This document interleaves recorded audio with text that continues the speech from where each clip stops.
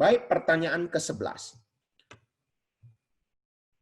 mau tanya, apakah di dalam ajaran Kristen dibolehkan orang ketiga ikut campur masalah suami istri yang sedang bertengkar? Kalau kita sebagai teman, sebagai pendengar dan memberi saran, salah tidak ya? Nah, sisi Musa ini berbicara tentang kehidupan Kristen dalam kehidupan sehari-hari, ya. Nah, ini pertanyaan yang artinya bersifat aplikatif, ya.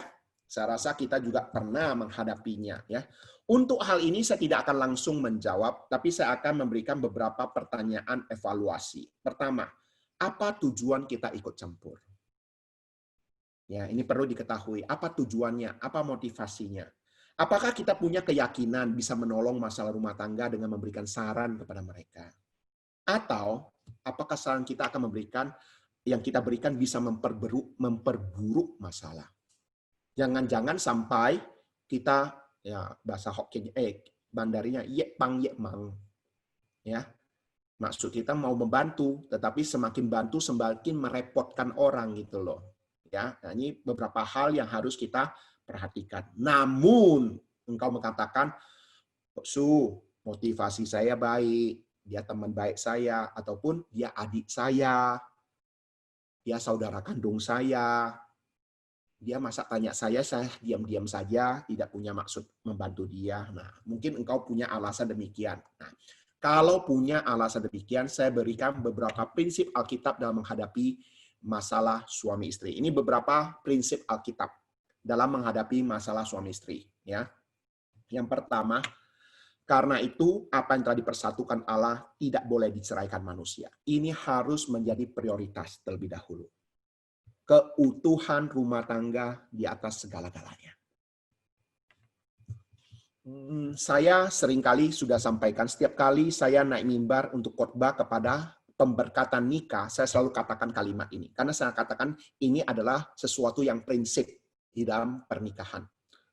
Ketika Adam dan Hawa di Taman Eden dipersatukan oleh Allah, Hawa berbuat kesalahan yang sangat fatal, yaitu melanggar perintah Tuhan dengan memakan buah pengetahuan yang baik dan jahat. Tapi perhatikan baik-baik. Ketika Hawa melakukan kesalahan yang fatal, yang diusir dari Taman Eden bukan hanya Hawa saja. Tetapi Adam dan Hawa sama-sama diusir dari Taman Eden. Itu artinya apa? Allah yang memberikan perintah, apa yang telah dipersatukan Allah, tidak boleh diceraikan manusia, termasuk Allah sendiri pun tidak memisahkan manusia. Sekalipun ada kesalahan yang fatal. Ini saran pertama. Keutuhan keluarga di atas segalanya. Kemudian Matius 18 ayat 21 sampai 22. Kemudian datanglah Petrus dan berkata pada Yesus, Tuhan, sampai berapa kali aku harus mengampuni saudaraku jika ia berbuat dosa terhadap aku? Sampai 7 kali? Yesus berkata kepadanya, bukan, aku berkata padamu, bukan sampai 7 kali, melainkan sampai 70 kali 7 kali. Apakah ini berarti 490 kali? Bukan. Angka 7 artinya angka sempurna, tanpa batas. Dalam hubungan suami istri, pengampunan adalah menjadi prioritas. Sama seperti kita berbuat salah, kita ingin istri kita diampuni. Mengampuni. Demikian juga sebaliknya. Istri berbuat kesalahan, mereka butuh diampuni. Kita harus mengampuni. Karena kita juga hidup semati bersama suami istri, tidak mungkin tidak pernah berbuat kesalahan, gitu loh, ya. Makanya pengampunan itu tanpa batas. Kemudian, kalau dua yang di atas sudah sulit, nggak ada jalan lain lagi. Alternatif yang ketiga yang firman Tuhan katakan. 1 Korintus 7 ayat 5. Janganlah menjauhi satu sama lain secara suami istri. Boleh untuk sementara waktu asal dua-duanya sama-sama sudah setuju. Dengan demikian masing-masing dapat berdoa dengan tidak terganggu. Tapi kemudian haruslah kalian kembali saling mendekati secara suami istri. Kalau tidak begitu, nanti kalian bisa menuruti bujukan roh jahat karena kalian tidak kuat menahan nafsu. Ini dalam bahasa Indonesia sehari-hari. Maksudnya apa? Kalau sampai kondisi tidak memungkinkan lagi, ya untuk sementara waktu boleh berpisah. Tetapi berpisah bukan di dalam kebencian. Masing-masing berdoa dengan sungguh-sungguh di hadapan Tuhan. Mohon Tuhan menolong supaya bagaimana menyelesaikan masalah yang ada. Ya, Tetapi jangan lama-lama. Kenapa? Jangan sampai membiarkan diri jatuh ke dalam pencobaan. Karena firman Tuhan katakan apa? Kalian tidak kuat menahan nafsu. Nafsu di sana apa? Hawa nafsu seksual. Ya, oke, ini pemahaman yang pertanyaan ke-11. Pertanyaan ke-12. Di dalam Matius 16 ayat 19. Apa artinya apa yang kau ikat di dunia ini akan terikat di surga? Dan apa dimaksud dengan Tuhan tentang kunci kerajaan surga? Mohon pencerahannya. Thank you, Boksu. Kita melihat keseluruhan nas Alkitab ini. Kalau hanya sebagian mungkin agak bingung gitu ya. Coba kita melihat lebih banyak ya. Matius 16 ayat 17 sampai 19. Kata Yesus kepadanya, "Berbahagialah engkau Simon bin Yunus, sebab bukan manusia menyatakan itu kepadamu, melainkan Bapamu yang di surga. Dan aku pun berkata kepadamu, engkau adalah Petrus, dan di atas batu karang ini aku akan mendirikan jemaatku, dan dalam alam maut tidak akan menguasainya. Kepadamu akan kuberikan kunci kerajaan surga. Apa yang kau ikat di bumi ini akan terikat di surga, dan apa yang kau lepaskan di dunia ini akan terlepas di surga." Ini maksudnya apa?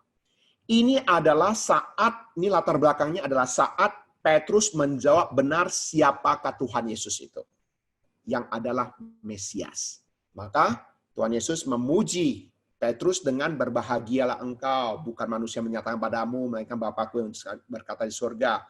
Kepadamu kuberikan kunci kerajaan surga. Apa yang kau ikat di dunia akan terikat di surga. Apa yang kau lepaskan di dunia akan terlepas di surga. Nah, jadi pemahaman kunci kerajaan surga itu apa? Ini yang menjadi pertanyaan kita kan? Jawabannya begini. Pemahaman kunci kerajaan surga adalah kekuasaan untuk menegur dosa serta melaksanakan disiplin gereja. Ya, berdoa dengan efektif agar kehendak Allah terjadi di bumi, mengikat kuasa-kuasa setan serta membebaskan mereka yang tertawan, memberitahukan kesalahan dosa dan hukuman yang akan datang, memberitakan keselamatan dan pengampunan dosa bagi setiap orang yang mau percaya pada Kristus. Sebenarnya ketika Tuhan memberikan kunci kerajaan surga, ketika Petrus bisa menjawab Yesus adalah Mesias, ini juga pemahaman bagi kita. Kunci ini juga diberikan bagi setiap orang yang mengakui Yesus adalah Mesias.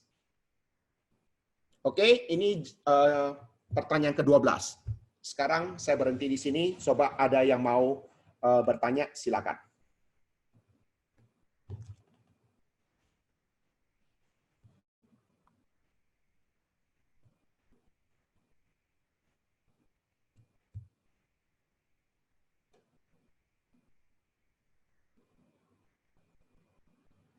Bagaimana dengan apa yang diikat di dunia akan diikat di surga? Maksudnya pertanyaan apa yang dimaksud diikat di dunia dan apa yang diikat di surga? Ya, pemahaman ini sebenarnya yang memberitahukan kita cukup jelas ya di sini katakan. Kepadamu kuberikan kunci kerajaan surga, apa yang kau ikat di dunia dan akan terikat di surga. Apa yang kau lepaskan di dunia akan terlepas di surga. Ini berbicara tentang apa? Hal-hal yang rohani. Ya, bukan berhubungan dengan hal-hal yang jasmani. Ya, apa yang kau ikat di dunia akan terikat di surga. Apa yang kamu lakukan di dunia itu akan juga mempengaruhi hidup kita di dalam kerajaan surga. Ya. Jadi apa yang kamu lepaskan misalnya pekerjaanmu, karyamu di dalam kehidupan dunia ini, ya itu engkau dapat diperoleh di dalam kerajaan surga dalam bentuk apa? Upah dalam pelayanan. Itu pemahaman saya ya. Sebenarnya begini loh. Pemahaman kunci kerajaan surga ini banyak penafsiran. Ya, banyak penafsiran. Kalau penafsiran secara umum seakan-akan saya agak sulit untuk menerima bahwa kunci kerajaan surga itu dia yang pegang, Petrus yang pegang sendiri gitu loh. Jadi semuanya nanti akan lewat Petrus. Saya tidak bisa menerima pemahaman demikian. Saya melihat pemahaman ini adalah bahwa ketika Petrus bisa menjawab Yesus adalah Mesias, ini yang diperoleh. Demikian juga setiap kita yang mengaku Yesus adalah Mesias, kita akan memperoleh hal yang sama. Ya, jadi pemahaman itu. Jadi kalau kita mau membahas lebih jelas lagi, coba nanti kita atur waktu untuk membahas lebih jelas lagi apa yang dimaksud dengan kau ikat di dunia akan terikat di surga, apa yang kau lepaskan di dunia akan terlepas di surga. Oke, ada lagi pertanyaan lain?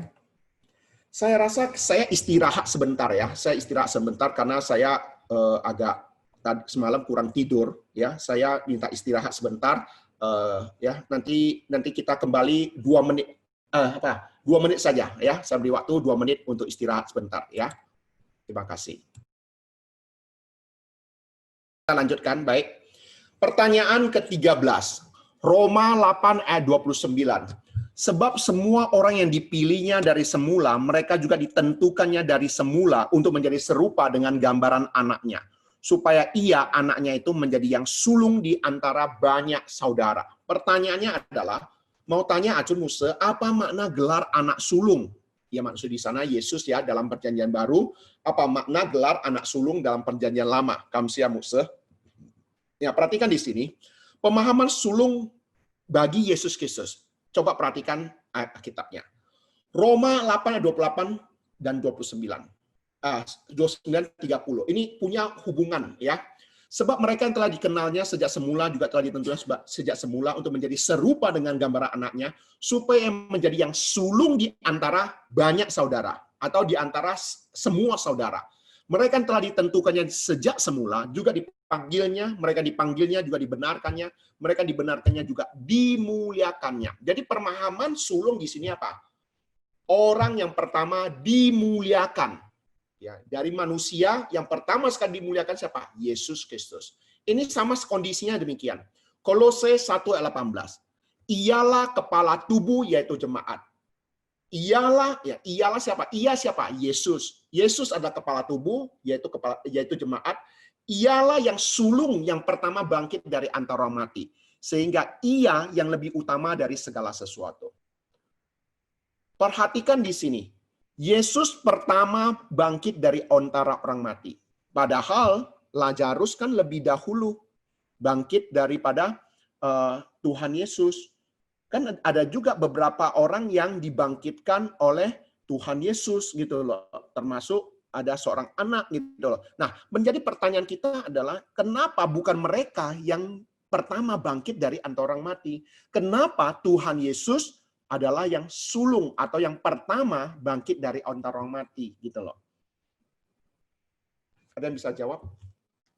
Mengapa Tuhan Yesus disebut sebagai orang yang manusia yang pertama kali bangkit dari antara orang mati? Kenapa bukan Lazarus ataupun ini berhubungan dengan apa? Dia yang bangkit yang tidak mati lagi. Lazarus kira-kira bangkit dia mati lagi nggak? Lazarus bangkit, dia mati lagi gitu loh. Jadi di sini berbicara tentang apa? Pertama bangkit dari orang mati yang tidak mati lagi, ya, yang artinya memperoleh tubuh kemuliaan, ya. Sama seperti kita nanti setelah meninggal dunia ya kita akan dibangkitkan dan tidak akan mati lagi gitu loh. Jadi kita nggak bisa katakan kita sebagai yang sulung, Tuhan Yesus lah yang paling sulung. Nah ini pemahaman sulung bagi di Yesus Kristus yang pertama sekali, ya, pertama kali dimuliakan, pertama kali bangkit dan tidak akan mati, ya.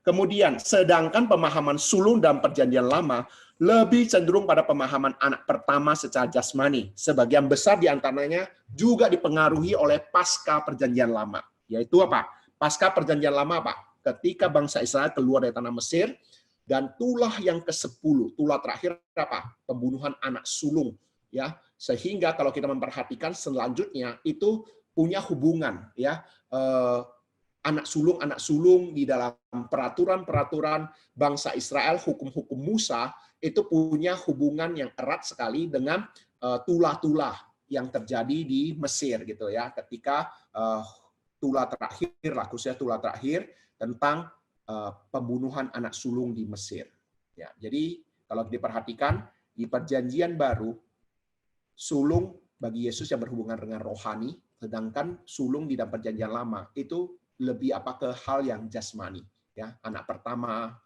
hewan pertama, ya, nah, itu pemahaman sulungnya. Kemudian yang ke-14, Galatia 6 ayat 17. Selanjutnya janganlah ada orang yang menyusahkan aku, karena pada tubuhku ada tanda-tanda milik Yesus. Pertanyaannya adalah dalam Galatia 6 ayat 17, Paulus mengatakan untuk tidak menyusahkannya karena tubuhnya tanda milik Yesus. Saya tidak mengerti mengapa Paulus mau berkata demikian, yaitu untuk tidak menyusahkan dia seperti dia tidak ingin orang mengganggunya. Apa arti lain daripada untuk tidak menyusahkan aku? Nah, ini pertanyaan yang baik. nggak terperhatikan ya? Ini pertanyaan yang baik. Sekali lagi saya katakan, ini pertanyaan seorang remaja. Konteks Paulus mengatakan hal ini adalah munculnya pengajar-pengajar palsu yang mengajarkan Injil lain. Selain daripada apa yang sudah jemaat Galatia terima sebelumnya. Maksudnya apa? Waktu itu ada pengajar-pengajar yang mengajarkan Injil lain. Ya. Sedangkan pemahaman tanda-tanda Kristus, artinya penderitaan yang Kristus alami, salib yang Kristus alami, juga dialami oleh Paulus di dalam pelayanan. Adanya penderitaan di dalam pelayanan. Itu tanda-tanda Kristus. Setelah Paulus sudah menderita oleh karena Injil Kristus, janganlah lagi orang menyusahkan Paulus dengan mengikuti ajaran-ajaran yang sebenarnya bukan Injil. Sebagai informasi tambahan, orang-orang Yahudi yang sudah percaya Injil kadang-kala mewajibkan juga semua yang percaya harus disunat, termasuk yang bukan Yahudi pun harus disunat. Padahal menurut Paulus, sunat tidaklah wajib untuk dilakukan. Ini juga alternatif pemahamannya. Ada banyak aturan-aturan yang sebenarnya tidak seharusnya, yang tidak sesuai dengan ajaran daripada Paulus. Jadi Paulus katakan, udahlah, jangan susahkan saya lagi. Ikuti saja apa yang saya ajarkan. Ya. Nah, jadi sebenarnya inilah yang Rasul Paulus ingin sampaikan kepada jemaat di Galatia. Ya. Kemudian pertanyaan ke-15. Salam Boksu Acun mau tanya lagi. 1 Korintus 5 ayat 5, orang itu harus kita serahkan dalam nama Tuhan Yesus pada iblis, sehingga binasa tubuhnya agar rohnya diselamatkan pada hari Tuhan. 1 Timotius 1 ayat 20, di antaranya Himenius dan Alexander yang telah dikuserahkan pada iblis, supaya jera mereka menghujat. Nah, ini pertanyaan yang sama juga. Kalau mau apakan dengan yang tadi juga ada hubungannya ya. Apakah orang yang telah percaya Tuhan Yesus, ketika melakukan dosa terus-menerus, apakah ada konsekuensi dosa yang akan dia alami? Gitu loh. Orang yang sudah percaya Tuhan Yesus, ketika jatuh ke dalam dosa, apakah ada konsekuensi yang dia harus hadapi? Sekalipun tidak terus-menerus, apakah ada dosa yang harus dialami? Coba perhatikan Daud. Ketika dia berzina kepada Batseba, ada nggak konsekuensi yang dia alami ketika dia berzina kepada Batseba? Konsekuensi yang Tuhan berikan kepada Daud apa? Saya ingin coba tes ya, menguji ya.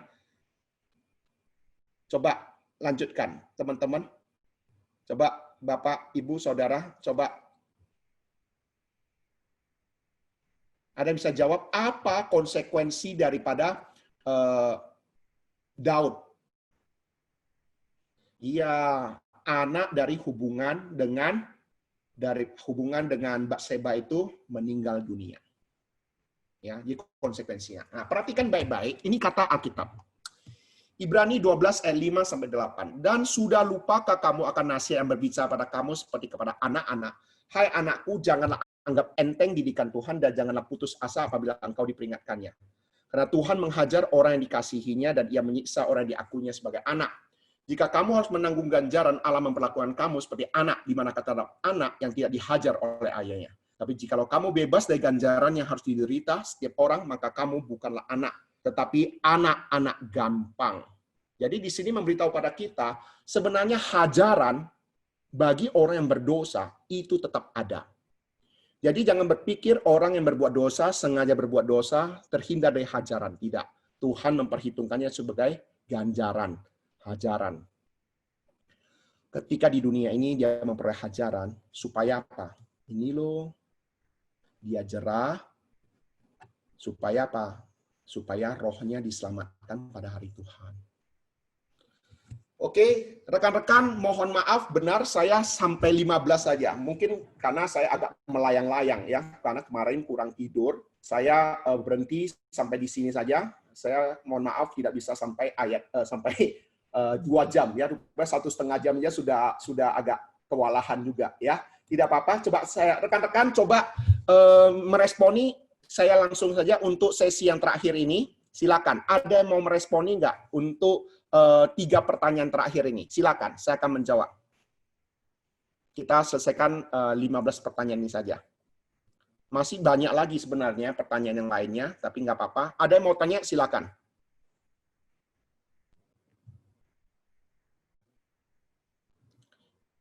Ya, Kalau tidak ada, Tukino ada mau disampaikan? Tidak ada, Bosu.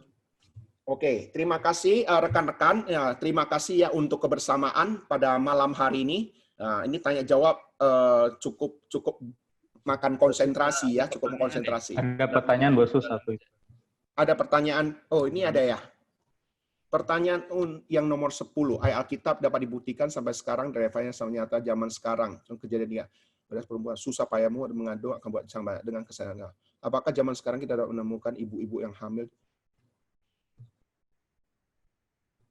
Oh, tadi ini ada pertanyaan ke-10 tadi ya? Hah? Ini kan sudah belum dijawab kan? Tentang anak-anak yang hamil sudah dijawab. Maaf ya. Pertanyaan ke-10.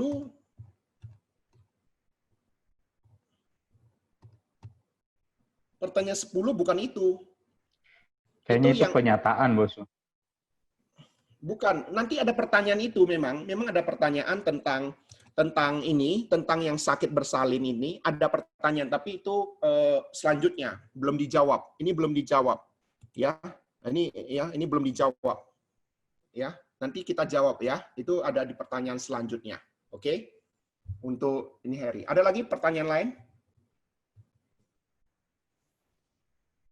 Kalau tidak ada, coba kita akhiri ya,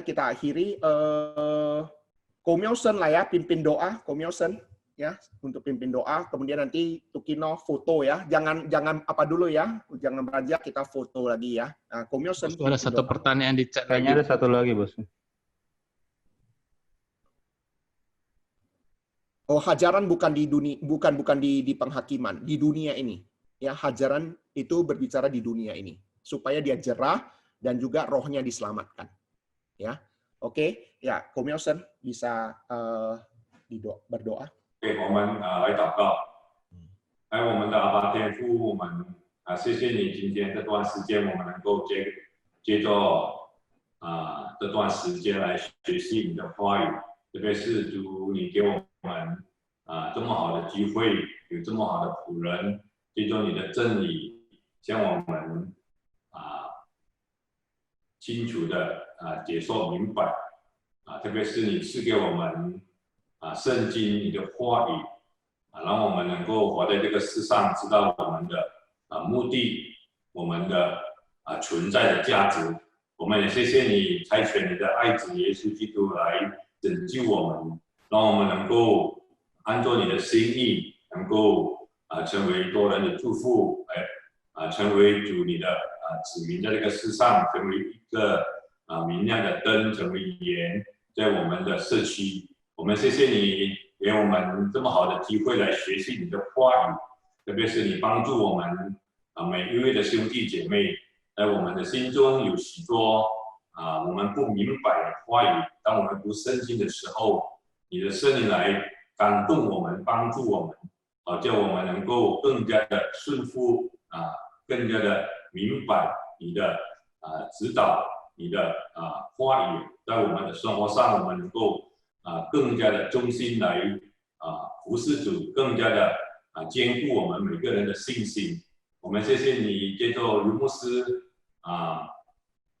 帮助我们解说你的话语，求主你赐给他你的聪明智慧，有足够的体力，继续的为你做美好的见证。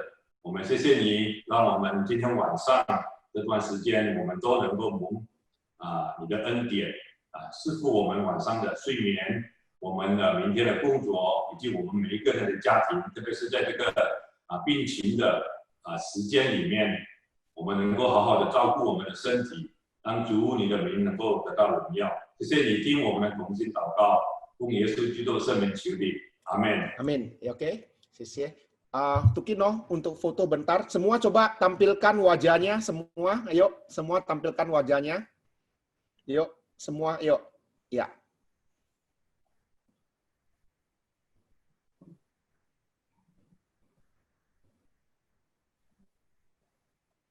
Oke, Bosu, sudah. Oke, terima kasih semuanya. Nanti saya akan beri kabar untuk lanjutannya. Oke, Tuhan Yesus memberkati. Selamat malam. Bye-bye.